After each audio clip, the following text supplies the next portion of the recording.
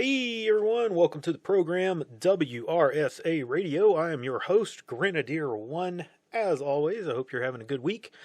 Been a good one for me, although the subject of this week's episode is not very good, so I don't want to set the mood too high before I kick off into this. It's been kind of cold and dreary here, so kind of appropriate for the subject we're covering today, but I've been talking about doing some leadership episodes, and I promise, guys, I promise those are coming. Okay, we had these two events take place kind of in my neck of the woods, and I felt like I needed to address them and do some kind of comparing and contrasting, and maybe talk about the way that people have, at least on our side, have kind of and it's the mirror on the other side, how those have been received. The topic today, the two police shootings that have happened here in our area or my area, and they represent kind of a polar opposite of one another. Events like these typically are used as political wedges, and depending on your general political stance, that will usually kind of indicate which side of the event you come down on. First, let's address that point. Before I get into the specifics of each case, let's look at how these things generally play out in the media and on the political field. Typically, a police shooting will occur, and prior to any videos coming out, generally, sometimes the videos happen first, but there will be a statement made by the police, and depending on who the victim is, that will usually kind of dictate how the media reports on the story and how the public responds to it, how the two kind of polar sides of this, debate, the politics kind of breaks down. Very often the police statements are, contradicted by later evidence, and that doesn't always mean that the police are in the wrong, by the way. Things happen that, do not get told in the recountings sometimes. Sometimes that's intentional, and sometimes people just forget things or they didn't see them, and so they can't really give that information. Perception is a very strange thing. It's something we still don't really quite understand. That means that sometimes the police statements or the official statements do not always match, every event that takes place, and that doesn't necessarily mean that something nefarious is going on. So far, so good. Then we usually get video or photos or maybe even an audio recording, and that's when things kind of go off into the various factions and the various agendas that are at play. The real political arena, gets spun up. Not always, but it's close enough to 100% to say most of the time, if the victim is a minority, the media will be on the side of the victim. They will cover the police in a negative light, and they will provide wall-to-wall, non-stop coverage of the event. The same political grifters will come out of the shadows to attach themselves to the story, get themselves involved with the families or maybe the witnesses, and they will ride that story for all they can get out of it until it's played out, and they move on to the next one that happens, because inevitably another one will happen. And this has led to violence in the streets. As you all know, riots, destruction of property, further death and destruction happen because of how this process plays out. It happens regardless of what the evidence actually shows. Even if the police were completely justified in doing what they did, the media will spin the story, and violence, will inevitably follow. And you contrast this to when the victim is white, especially if the victim is a white male. You can say again with almost 100% certainty that the media will bury the story. They will give it, very short mention, if they mention it at all. They will not speak to the family, or it will just be a very brief interview, something like that. And no one will step forward to advocate for the victim. Not the only time that they will give it any real notice is if the white victim fits into some other protected class, like LGBTQ, alphabet, whatever.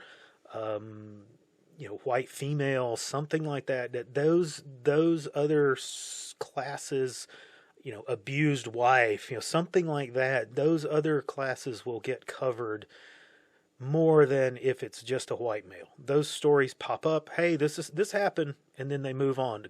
Go to the car crash that happened on the big highway. That those other things that take precedent, and that's just how the media covers things. And more stark to me is that no one, in the public demonstrates or speaks out for those victims. There's no protests, there's no rallies or movements that speak for the dead if they are the white victims of police abuse. Even though statistically, you find out that more white men are shot by police than minorities. So it's interesting. I find it disgusting and gut-wrenching that we have so politicized everything that we can't even collectively agree on what constitutes police abuse and overreach.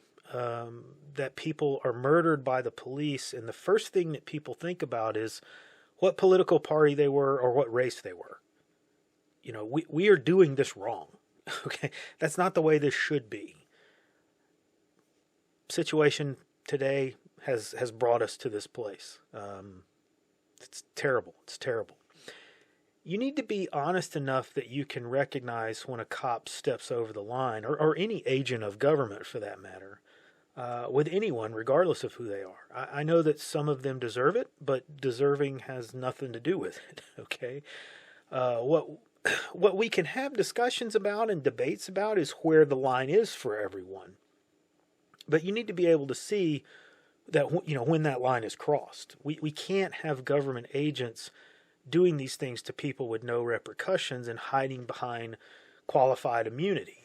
It's criminal behavior, and it would get you and I put into jail.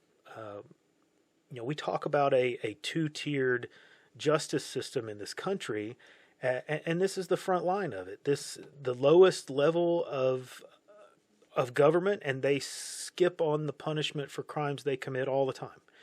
If we're going to hold anyone accountable for their actions, it should be the ones that we are more likely to interact with. Okay, we're far more likely to run into a cop or the local town or county agents like code enforcement or animal control or whatever than we are the vice president, for example. Okay, everyone should be held to account, but it should be far easier to make that happen at the first layer of government that we interact with. That's my take on it. I could be wrong about that. I mean, I think you can make the argument that, the highest levels of government are there to set an example, and it should be easier to do, to move that person out of office or make that person held accountable for their actions.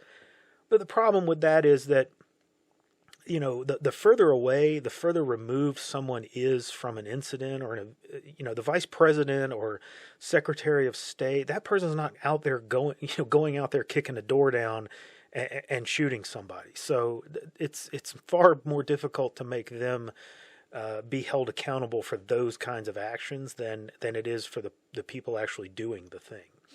Now let's get to these two events, since I've kind of put that out there. First, we'll look at the one that took place in the city of Atlanta.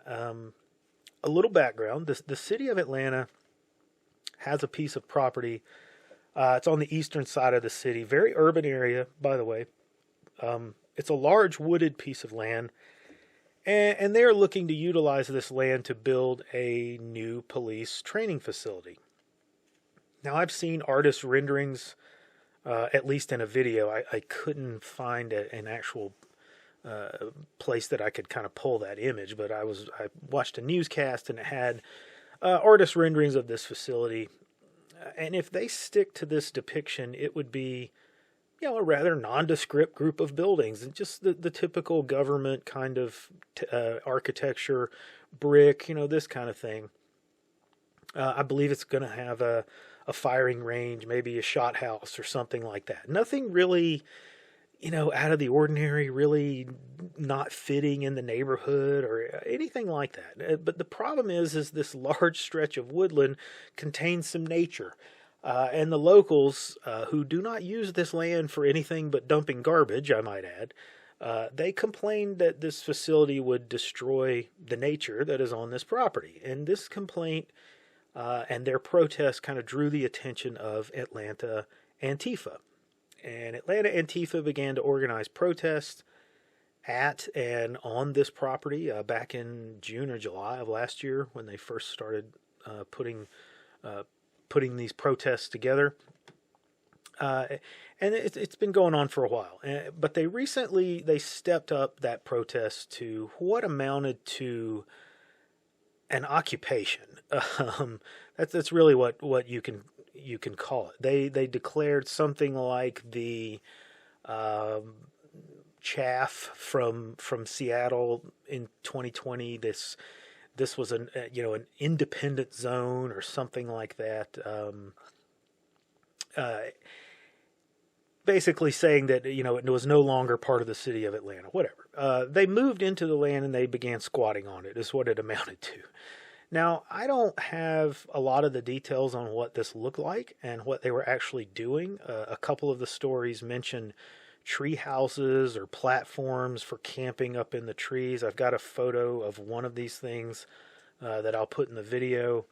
I don't know exactly how extensive this place or this activity that they were conducting was, but it was substantial enough. Let's put it that way. The city has everything it needs to begin working on this project, and they are planning to have it open by the end of 2023. So they're ready to begin clearing this property, which is not going to go very easily because despite what you might think or what the descriptions of this property sounds like, it's not just this stretch of virgin forest. Not at all. It's the site of an old industrial area. It has overgrown and ruined concrete buildings on it, just multiple ruins that will have to be broken up and trucked out of there. So, from the get-go, there's kind of a bogus narrative that's being fed out to people, on this story. So last week, the city, finally reached the point where they're done with Antifa sitting on this property. So they organized with Georgia State Patrol and the county police. I believe Fulton County was involved with this. A sweep and clear operation of this Antifa camp. And they went in and they began rousting these degenerates out of their sleeping bags and removing them from the property. And one of these Antifa people, a man named Manuel Turan, I think I'm pronouncing that right, reportedly drew a firearm and fired at the police, who immediately returned fire and killed him.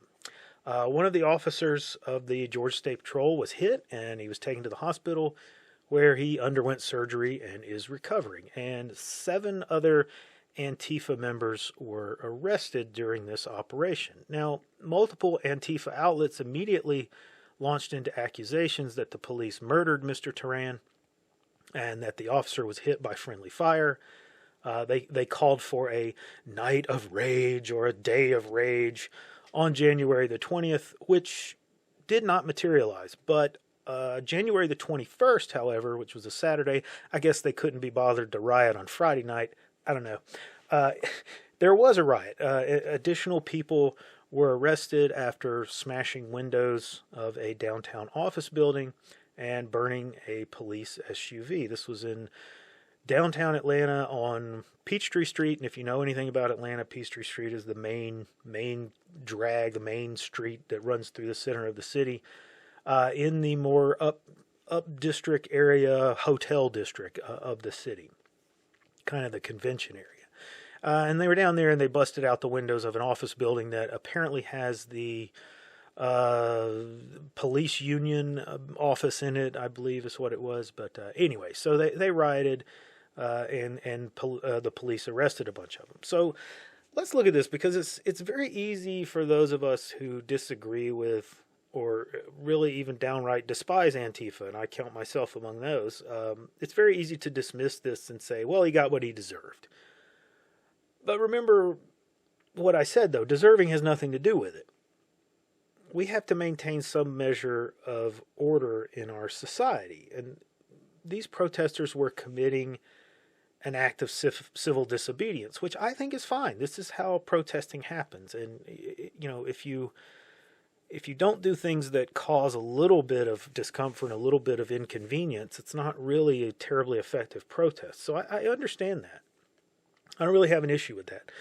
But you have to understand that if you're going to do this, the government is going to respond, and they are going to come and shut that protest down. This is not the same, as a march or a rally in the park where you gather, you speak your piece, and then you disperse, or you occupy a park for some time that is not really a huge inconvenience for people. It's a statement. I get that. I don't have a huge issue with that. But this is an occupation, and the response to that is going to be a forced removal.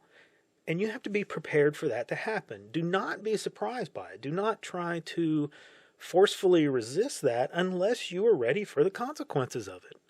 If you intend to try and fight the police, then you know what's going to happen. Okay, this is not a mystery. And that means you accept the consequences of your actions. And if you draw a gun on the cops and you shoot at them, they're going to shoot back with the intent to stop you. You have no right to be angry and upset about that.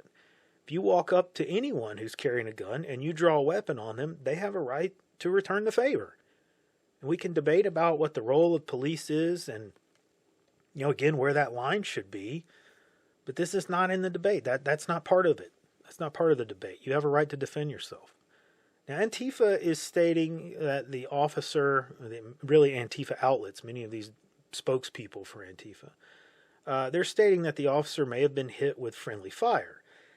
And that doesn't substantially alter the situation. It's entirely possible that the guy pulled a gun and they shot him in the process accidentally hit the trooper. That may have happened. That may have, in fact, be what happened. But the question is, did the guy actually have a gun? The police indicate that a pistol was found and there were shell casings with the pistol. And that's all we have to go on. You can believe what you choose to believe. Factually, I do not believe either side of this. And I'm sure there are questions about all of it, the whole situation. However, at this point, there's no evidence to counter the story that the police have put out. So that's what we have to go with. Am I happy with the outcome of it?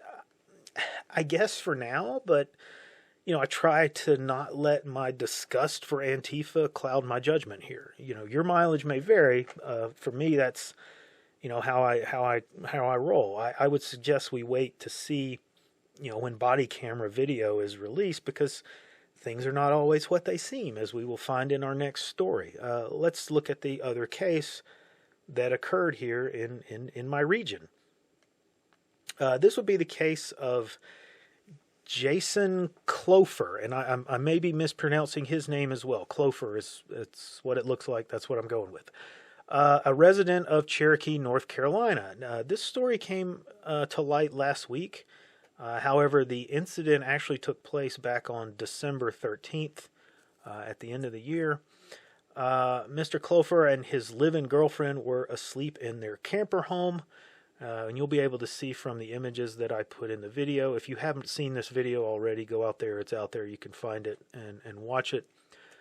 This is a very small camper trailer that they're living in here. And that's kind of significant to the situation, which we'll get to here. But at 5 a.m., the Cherokee Tribal SWAT team and officers from the Cherokee County Sheriff's Office forced open the door of the camper. Now, these are two separate police entities, okay, and that is kind of important as well. Cherokee County does not have a SWAT team, but the local tribal government does, and this man, they actually lived in more of the tribal area, so that's why they were involved. The SWAT team forces the door of the camper open. They drop in a small remote-controlled robot and proceed to look around the camper with this robot's camera, and they used a light on the robot to illuminate the rooms. They drive the robot to the bedroom of the camper, and they wake up both Mr. Crawford and his girlfriend. And at this point, they begin to speak with him through this robot as well as from the outside of the camper. They're yelling for them to come outside. They want to talk to them, so on and so forth. And Mr. Crawford picks up the robot, and he's still clearly in a state of confusion, and picking up the robot was his mistake. But he walks with his girlfriend to the door of the camper. He follows the directions that the police are giving him, and they exit the door. They have their hands up. Clearly, the police know he's carrying the robot at this time because they can see in the robot's camera. However, no one passes this information around, and when Mr. Crawford exits the camper, they immediately blast him with rifle and pistol fire. He's hit multiple times, and he collapses back into the camper, which is honestly probably what saved his life. Thankfully, he survived this encounter. Although I have seen some photographs of his torso from post-surgery, and he is going to have a scar for the rest of his life that is pretty significant. He's going to likely be living with the effects of this for a very, very long time. So why did the SWAT team even show up at his place to begin with? Well, the story that we have so far is that this was a reported hostage situation. Someone called and swatted this couple is what it amounts to.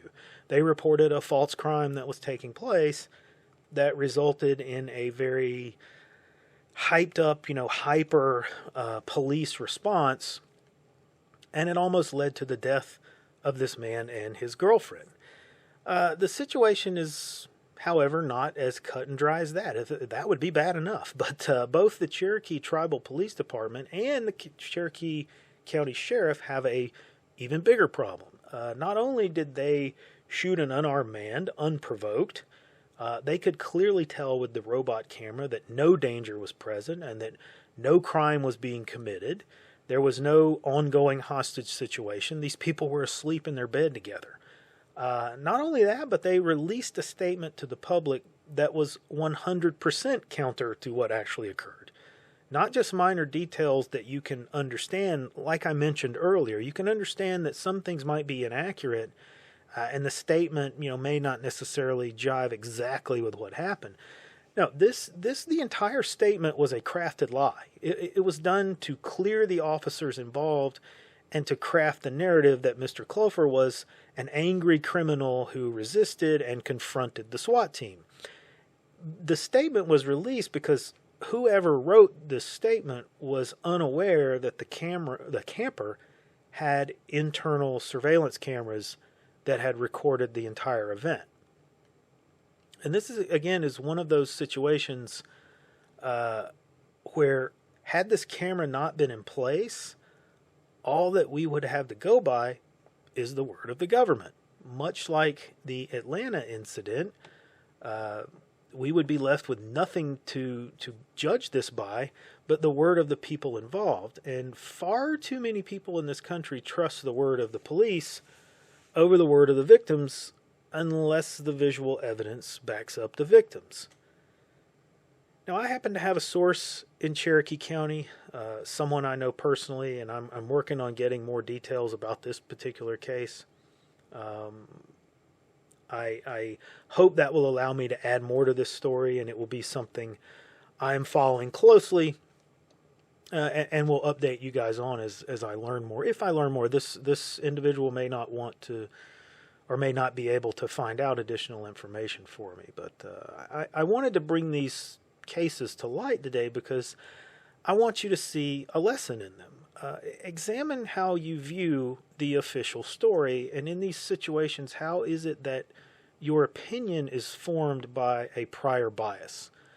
Clearly, the incident in North Carolina is police abuse. There's no question of that. Criminal charges should be brought to bear on the officers involved and the people who falsely reported this incident. That needs to be investigated. That needs to be discovered, and charges applied. And I say this with no prior knowledge of Mr. Crawford. I do not know him. I do not know his politics or his history or anything like that. He could be Antifa for all I know. I don't know. But what I do know is that a citizen should be safe in his bed from military-style raids by local police at the wee hours of the morning. Raids from people who clearly have no business conducting anything more than issuing parking tickets. This is not Western civilization. Now, my thoughts about the Atlanta situation is that if Mr. Turan didn't have a gun and the police shot him, then the same thing needs to apply. Okay, the situation is different. And Mr. Turan probably should not have been there conducting himself in that manner, but those actions alone should not warrant a death sentence. There's other forms of justice for that. It's easy in these times to wish ill upon our enemies, and we find ourselves in a place where we really have to do unto others before they do unto us. And I don't disagree with that line of thinking. But I just want people to recognize why we are reacting the way that we are and recognize how we got here. I think it's important to understand that because it's important to realize how far from the norm we have come. Sometimes you have to look back and kind of assess how far out of line you are to really understand the weight and the impact of the situation that we're in. Otherwise, we can't ever get back. If you can't recognize where the norm was, how are you ever going to recognize if you're back to it? Anyway, that's all I got time for this week. Like and subscribe. Come see us over on Gab and the Mothership, and I will see you on the next episode.